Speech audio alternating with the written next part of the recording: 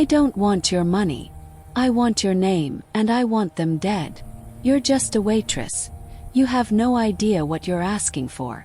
I'm carrying the only thing you'll ever love, and I need you to kill for it." Amara didn't tremble when the loan sharks cornered her in the rain-slicked alleyway. She trembled when the sleek black sedan pulled up at midnight and the man with the tattooed neck stepped into the light, shattering her hope for a simple life. She knew her world was changing the moment she saw the local police bow to Kong Min-jae like he was a god in a tailored suit. But it wasn't until her first night trapped in his cold mountaintop estate in Seoul that the truth cracked open.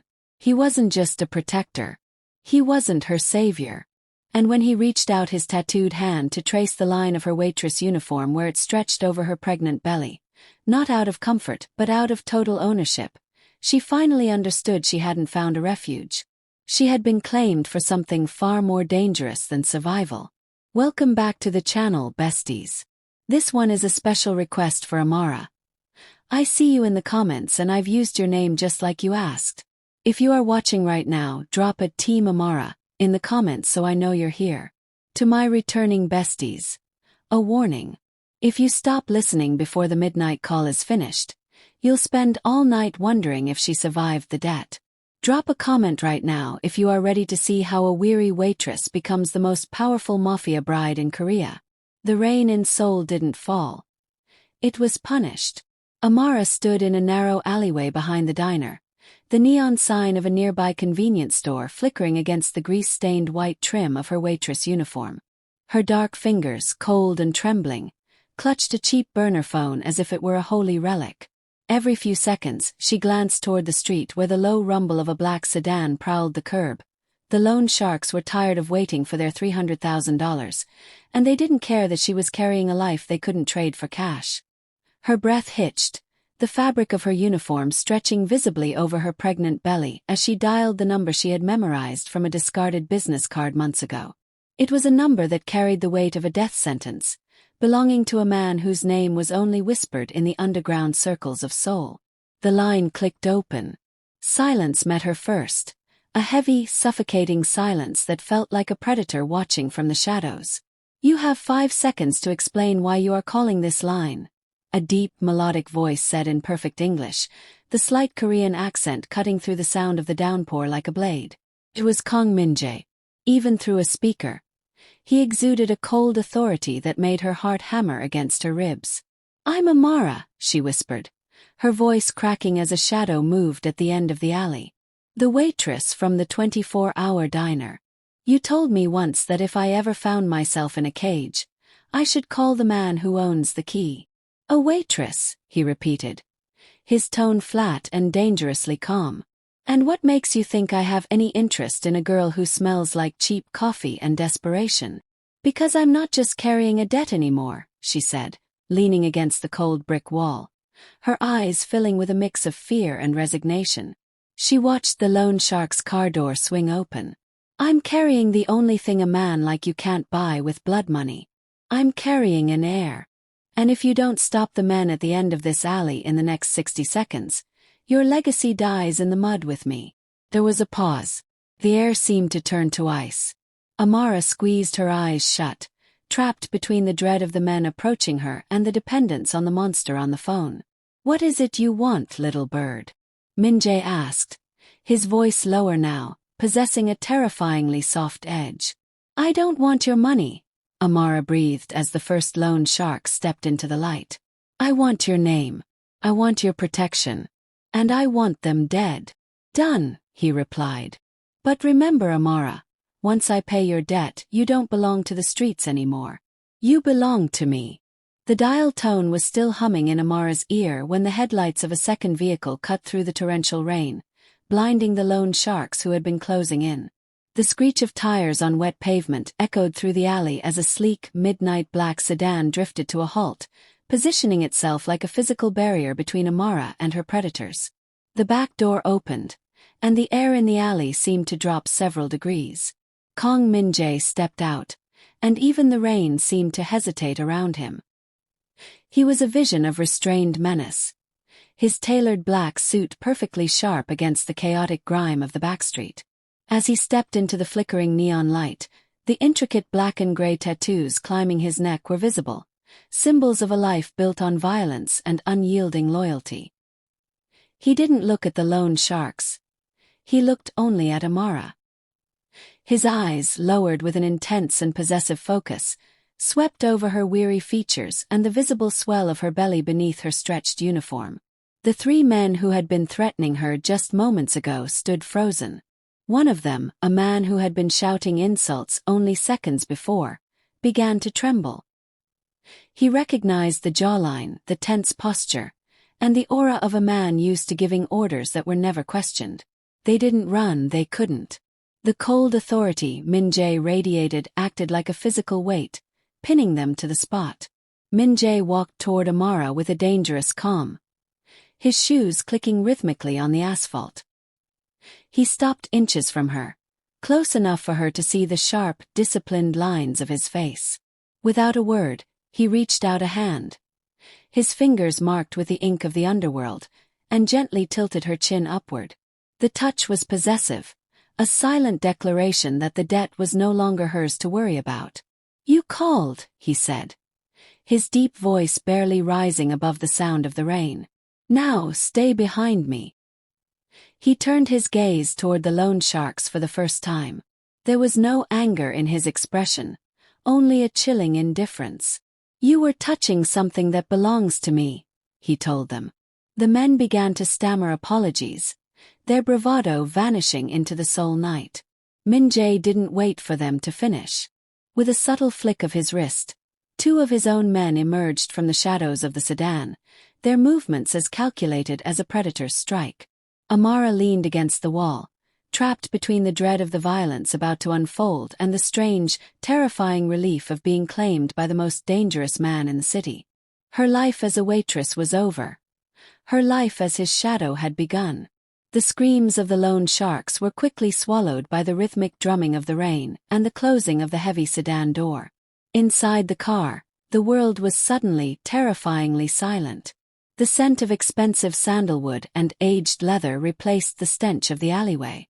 Amara sat pressed against the soft upholstery, her damp waitress uniform a stark contrast to the immaculate interior.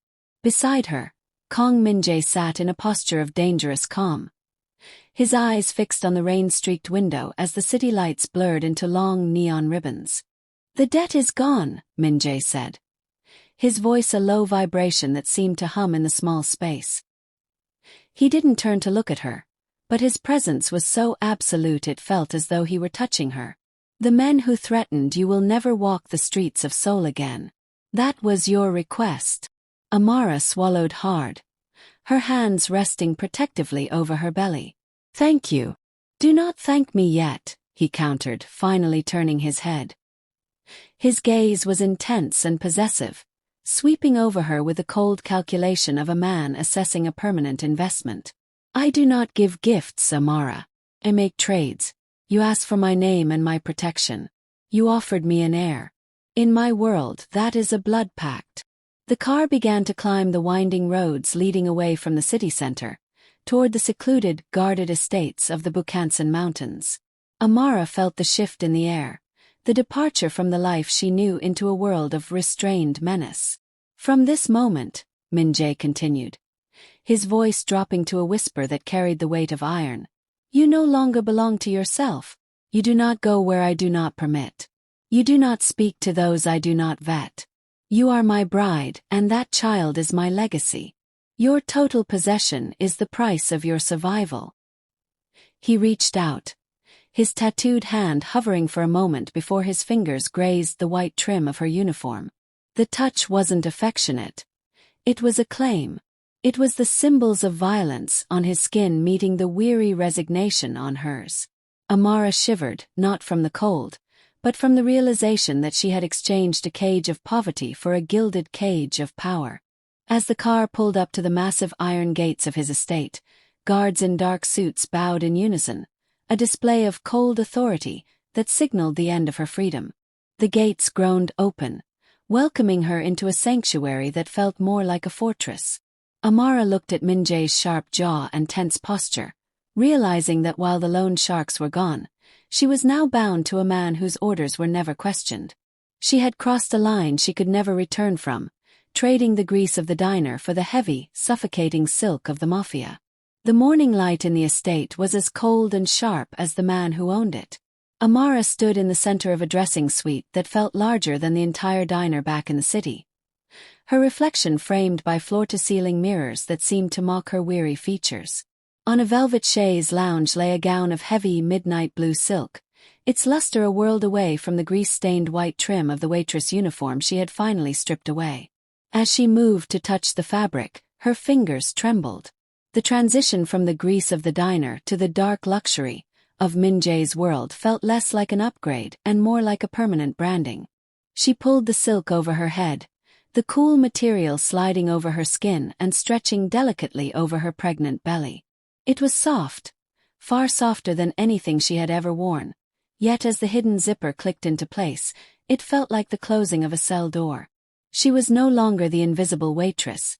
She was the prized acquisition of a man who spanned empires. The door behind her opened with a soft click. Min-jae stood in the threshold, his tailored black suit, making him look like a dark pillar against the ivory walls. His eyes, lowered with that intense possessive focus, traveled slowly from the hem of her gown up to her braided hair, which had been neatly pinned back by his staff. He crossed the room in 3 strides, his presence radiating that familiar, restrained menace. He stopped directly behind her, their eyes meeting in the mirror. His tattooed hands rose, resting with a terrifyingly soft weight on her shoulders. The contrast was striking, her deep brown skin against the black and gray ink of his symbols of violence. He leaned down, his jaw tense as he whispered near her ear, his voice carrying the slight Korean accent that always made her pulse quicken against her will. "The apron was a mask, Amara," he said. His gaze locked on hers in the reflection. "This silk is the truth. You are the bride of a man men fear, and you carry the future of my name." He reached into his pocket and pulled out a heavy gold necklace, the chain thick and cold. As he fastened it around her neck, she felt the weight of it, a literal and metaphorical chain of her new status. She was safe from the loan sharks, but as she looked at the man who now owned her and her child, she realized the gilded cage was becoming her reality. She was trapped between dependence and dread, a Mafia bride whose life was no longer her own. The silence in the study was absolute, broken only by the crackle of a dying fire that cast long, dancing shadows across Min-jae's sharp jaw. Amara stood by the heavy mahogany desk, her fingers twisting the silk of her new gown, feeling the weight of the gold chains around her neck. Min-jae sat before her, his tailored jacket discarded, his shirt sleeves rolled up to reveal the true extent of the ink that marked him. He beckoned her closer with a slow, deliberate motion. As she approached, the restrained menace he radiated seemed to thicken the air. He reached out, his hand wrapping firmly around her wrist, not to hurt but to anchor her. He turned his arm, forcing her to look at the intricate black and gray tattoos that climbed from his knuckles to his throat. "You see these?" he asked, his deep voice carrying a slight accent that sent a shiver through her. "These are not for decoration, Amara. Every line is a debt paid in blood. Every symbol represents a man who thought he could outsmart me." He traced a jagged scar that cut through the ink on his forearm, his eyes lowered with an intense, possessive focus. Amara's breath caught. The symbols of violence on his skin were a roadmap of the world she had just entered, a world where men fear his name, and discipline is the only law. She looked from his tattooed hand to his face, finding no warmth, only a dangerous calm that made her heart hammer. "You asked for my protection," he whispered, his grip tightening just enough to remind her of his strength. "You asked me to kill for you, and I did. But understand the blood pact you have signed. My loyalty is absolute, but my mercy is non-existent." He stood up, towering over her, his muscular frame blocking out the light. He leaned in until his lips were inches from her forehead, his cold, calculated proximity making her tremble. "The only thing I forbid is betrayal. If you lie to me, If you seek a way out of this house without my leave, not even the child you carry will shield you from what I am capable of." He pressed a kiss to her brow, not out of affection but as a brand of possession. Amara looked into his piercing eyes and saw the predator she had invited into her life. She was no longer a waitress. She was a part of his empire, trapped between the dependence and dread of a man who owned her very soul. The serenity of the estate's private gardens was shattered by the harsh, discordant sound of screeching tires and the sudden rhythmic pop of gunfire at the perimeter gates. Amara had been walking slowly near the koi pond, her hand resting on her belly, when the air shifted from tranquil to lethal. Before she could scream, a heavy, warm weight slammed into her, driving her behind the thick stone base of a marble fountain. 'Twas Minjae. He had appeared like a shadow, his tailored jacket already discarded to reveal the powerful, muscular frame beneath his dress shirt. The restrained menace she had seen in the study was gone, replaced by a raw, predatory energy. He moved with a terrifying fluidity. His eyes scanned the tree line with a focus so sharp it felt like a weapon. He didn't look like a businessman or a husband. He looked like a soldier in the middle of a holy war. "Stay down, Amara," he commanded, his voice a low, guttural growl that brooked no argument. Through the gaps in the stonework, Amara caught a glimpse of black-clad men rushing the courtyard, rivals from the Kim syndicate, desperate to strike at Minjae's only weakness. But they had underestimated the predatory protection of the man who claimed her. Minjae stepped out from the cover of the fountain, his posture upright and fearless. In his hand was a sleek, black firearm that looked like an extension of his tattooed arm. He moved with a calculated precision, his movements a deadly dance of fire and shadow. Each time he pulled the trigger, it was with a chilling indifference, as if he were merely clearing pests from a porch. When one of the attackers managed to breach the inner circle, Minjae didn't flinch. He met the man with a brutal physical force, his muscular frame easily overpowering the younger assailant, ending the threat with a sickening crack that echoed against the stone. As his security team swarmed the gardens to finish the work, the silence returned, heavier and more suffocating than before. Minjae turned back to Amara, his chest heaving slightly, the blood of his enemies splattered across the symbols of violence on his white cuffs. He reached down, his tattooed hand trembling just a fraction as he checked her for injuries. "They thought you were an easy target," he whispered, his eyes dark with a possessive rage that made her heart stop. "They forgot that what belongs to me is sacred." Amara looked at the carnage around them and then up at the man who had just killed to keep her. The dread was still there, but beneath it was a new, terrifying realization.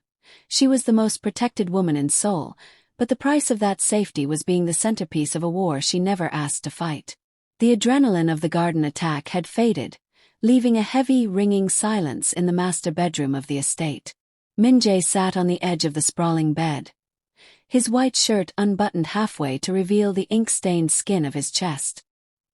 He looked tired, not the exhaustion of a weak man, but the weariness of a predator who had spent too many years on the hunt. The cold authority that usually defined his posture had softened into a rare, heavy stillness. Amara approached him slowly, her movements fluid but cautious. She sat beside him, the midnight blue silk of her gown rustling like a secret. For the first time, she didn't see the Mafia boss who had traded blood for her safety. She saw a man who carried the weight of an empire on his scarred shoulders. Without thinking, she reached out and took his hand. His fingers were calloused and cold, the black and gray tattoos of his knuckles feeling like raised iron beneath her touch. "You're shaking," she whispered, her deep brown skin a stark contrast to his pale, ink-covered hand. "It is not fear," he replied, his voice a low, gravelly vibration. He didn't pull away. "It is the realization of what I have to lose. Before you there was only the business. Now there is a future I didn't ask for." He turned his gaze toward her, his eyes lacking their usual intense, possessive focus. Instead, they were clouded with a strange, quiet vulnerability. He reached out, his hand hesitating for a fraction of a second before he pressed his palm against the swell of her belly. Suddenly, a sharp, distinct thud pulsed against his hand, the child's first strong kick. Min-jae froze. The dangerous calm he wore like armor shattered in an instant. His eyes widened, and for a heartbeat, the mask of the ruthless boss fell away, revealing a man struck by a miracle he couldn't control. He didn't speak. He simply stared at the place where his child had just asserted its presence. His fingers curled slightly, as if trying to catch the feeling, to hold on to a life that was innocent of the violence he lived by. In that moment the power dynamic shifted. Amara realized that while he owned her world, this child owned his soul. The restrained menace was replaced by a look of raw, unfiltered wonder. "He is strong," Min-jae breathed, his voice barely audible. He looked up at Amara, and for the first time, the calculated kiss he pressed to her hand felt less like a claim of property and more like a promise of devotion. He was still a monster, and she was still his captive, but they were now bound by a heartbeat that was louder than any gunshot. The fleeting moment of tenderness in the bedroom was buried beneath the cold reality of the following night. Amara stood in the shadows of a damp, underground warehouse at the edge of the Han River, her silk gown hidden beneath a heavy wool coat that felt like a lead weight. Min-jae had insisted she come. He wanted her to see the foundation upon which her safety was built, a lesson in the ruthless cost of her protection. In the center of the concrete floor, illuminated by a single, flickering industrial light, was the man who had leaked the estate's coordinates to the rival gang. He was bound to a chair, bloodied and pleading, his voice echoing off the corrugated metal walls. Amara's breath hitched, her hand moving instinctively to the swell of her belly, but Min-jae's hand was already on her shoulder, his tattooed fingers gripping her with a firm, unyielding pressure. "Watch," he whispered, his voice stripped of the warmth he had shown her when the baby kicked. "This is the man who would have seen you dead for a handful of silver. This is the man who would have ended my legacy before it began." Min-jae stepped into the light, his tailored black suit, making him look like a grim reaper in the gloom. The dangerous calm had returned, absolute and terrifying. He didn't raise his voice. He didn't even look angry. He simply moved with a predatory grace, leaning over the traitor to whisper a single sentence that turned the man's pleas into a whimpering silence. Amara watched, her eyes wide with dread and resignation, as Min-jae signaled his men. He didn't pull the trigger himself this time, but the cold, calculated nod he gave was far more chilling. It was the command of a man used to giving orders that are never questioned. As the sounds of the interrogation turned brutal, Amara tried to look away, but Min-jae appeared beside her again, his eyes lowered with an intense focus. "The world does not care about your pregnancy or your weary heart, Amara," he said, his voice a low vibration against the backdrop of the warehouse's violence. "It only cares about strength. If I am not ruthless, you are not safe." He reached out, wiping a stray tear from her cheek with a thumb marked by the ink of his dark history. The touch was a brand, a reminder that she was no longer an innocent bystander. By accepting his protection, she had accepted his darkness. She was trapped between dependence and dread, realizing that the man she relied on to save her was the same man who could destroy the world without blinking. The line of no return had been crossed. She was no longer a waitress who had made a call, but a woman bound by blood to a monster. The transition was complete. Amara stood on the balcony of the mountaintop estate, the cold soul wind whipping the midnight silk of her gown around her legs. In the valley below, the city lights flickered like a million fallen stars, but they no longer looked like a distant dream of freedom. They looked like a territory. Behind her, the heavy glass doors slid open. She didn't need to turn to know it was him. The restrained menace of Kong Min-jae's presence was as familiar to her now as her own heartbeat. He stepped out, his tailored black suit sharp against the darkness, his tattooed hands coming to rest on the stone railing beside hers. "The warehouse is silent," he said, his deep voice carrying that slight Korean accent that no longer inspired dread, but a fierce protective heat. The message has been sent. No one will ever look at you and see a waitress again. Amara turned to face him, her expression no longer one of fear or vulnerability, but of a quiet, hardened power. She placed his hand over the swell of her belly, locking her gaze with his intense, possessive focus. She was no longer the girl who had called at midnight out of desperation. She was the woman who had negotiated the survival of a dynasty. "They won't look at me at all," she replied, her voice steady and commanding. "They will only see the mother of your heir. And they will bow, just as they bow to you." A ghost of a smile touched Min-jae's tense jaw, a rare sign of approval from a man used to giving orders that are never questioned. He leaned in, pressing a cold, calculated kiss to her forehead. This time, however, the kiss felt like a coronation. Amara looked out over the empire she now co-owned. She was trapped, yes, in a gilded cage built of blood and silk, but she was no longer the prey. She was the queen of the predator's world, the Mafia bride, who held the key to the only thing Kang Min-jae truly loved. As she leaned into his muscular frame, she accepted the chains of her new status. The waitress was dead. The legacy had begun. In the silence of the soul night, she realized that she hadn't just survived the debt, she had inherited the kingdom.